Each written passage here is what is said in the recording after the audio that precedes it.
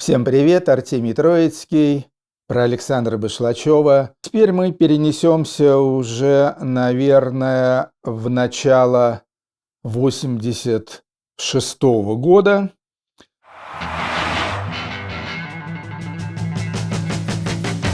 Весь 85-й год Сашка Башлачев сочинял гениальные, потрясающие песни, разъезжал по разным местам, был и на Урале, был в Сибири, в Питере, там он, собственно, жил, был в Москве. Что я могу сказать про концерты Башлачева? Надо сказать, что, в общем-то, вам, конечно, всем сильно не повезло. Я имею в виду поклонникам Башлачева из числа тех, таких абсолютное большинство, кто его не видел. Потому что помимо гениальных песен, Башлачев еще был и потрясающим таким гиперэнергетичным харизматиком.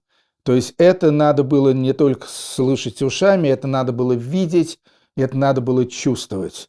И концерты Башлачева, при том, что он был один, с акустической гитарой, они, конечно, просто съедали человека заживо.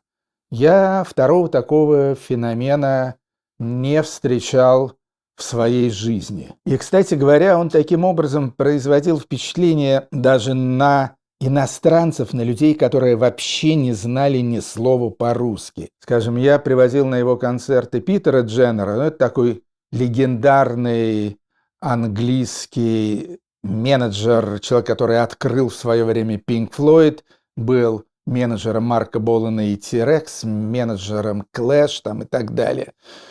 И который, естественно, очень хорошо просекал все. Как он увидел Башлачева, он сказал, это вообще, это что-то запредельное. Я не знаю, о чем он поет, но это просто... Это фантастика.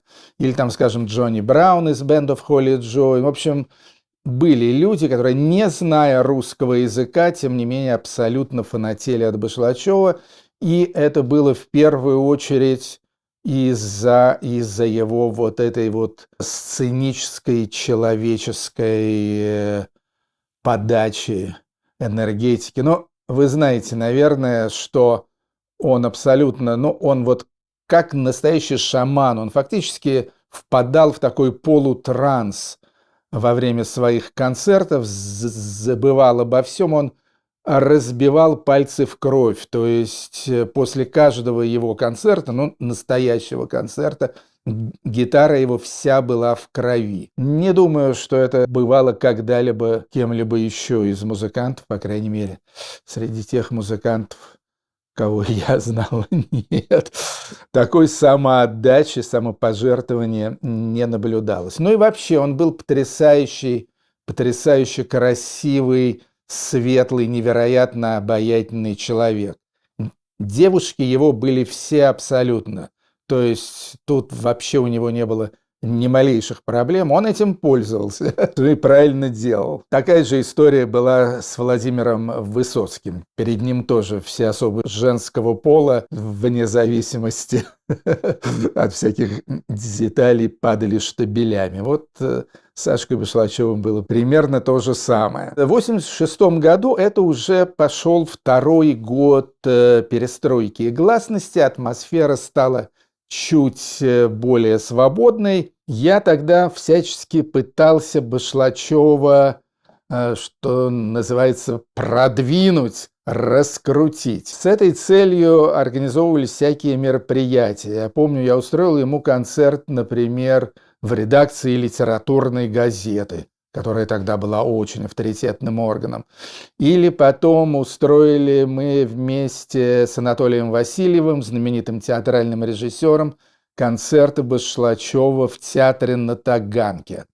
Там, кстати, велась профессиональная звукозапись, которая потом вышла на нескольких альбомах. Игорь Тонких на своем лейбле «Фили» выпустил эти альбомы под названием «Лихо», по-моему, номер 1, номер 2 и номер 3. Я считаю, это лучшая запись Башлачева, потому что вообще, конечно, он был живым артистом, и все его студийные записи, к сожалению, это не то. То есть, когда он пел свои песни, не видя перед собой публики, не видя перед собой красивых девушек и так далее, в общем-то, как бы настроение у него было уже не совсем то. А там, на Таганке, к тому же это был дом его любимого Владимира Высоцкого, вот там вот он выложился на 100%. Ну и кроме этого, естественно, какие-то личные были истории тоже. Но, наверное, две самые запоминающиеся истории у нас были с Вознесенским Андреем Андреевичем, поэтом, и Пугачевой Аллой Борисовной, певицей. К Вознесенскому мы с ним поехали вдвоем. Это была зима, наверное, где-то январь-февраль 1986 года. Поехали мы на дачу к Андрею Андреевичу Переделкино. Ну, мы с Вознесенским не то чтобы близко дружили, но были хорошо знакомы. Я его в свое время познакомил и с Гребенщиковым. Вот. А тут, значит, приехали мы к нему с Башлачевым, и он там был один во всей даче, где была Зоя, не знаю. И там было очень интимно, то есть очень было такое незначительное приглушенное освещение. Ну и Сашка, значит, стал ему петь песни. Естественно, на Вознесенского они произвели большое впечатление. Ушли мы очень поздно, чтобы не опоздать на последнюю электричку. И Вознесенский подарил ему книжку, сборник своих стихов с дарственной надписью, как сейчас помню, «Пусть никто не топчет ваше небо».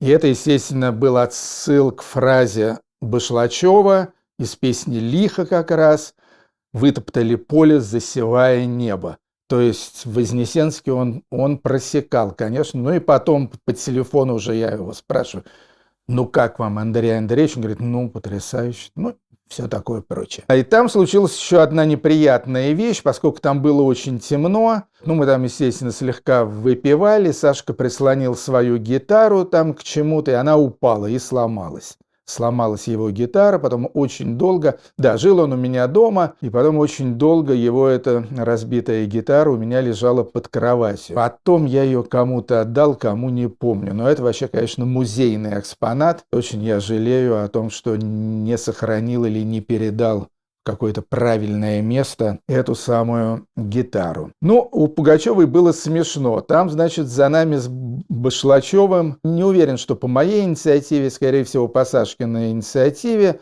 за нами, значит, увязались Кость Кинчев и, кажется, Слава Задерий, то есть группа «Алиса». И пришли мы к Пугачевой, опять же, она была одна. Ее муж, Женя Болдин, зашел где-то там в районе полуночи, посмотрел ошарашенным, таким шокированным взором на то, что происходит, и тут же ушел, буквально через минуту. Вот. А так, значит, мы с Борисовной там впятером сидели, и, значит, сначала Башлачев пел свои песни, потом Кинчев пел свои песни, Пугачевой все очень понравилось, она им опять же там надавала всяких автографов. Вот такая вот была тоже интересная история. Тоже, я думаю, это было где-то вот зимой 1986 года.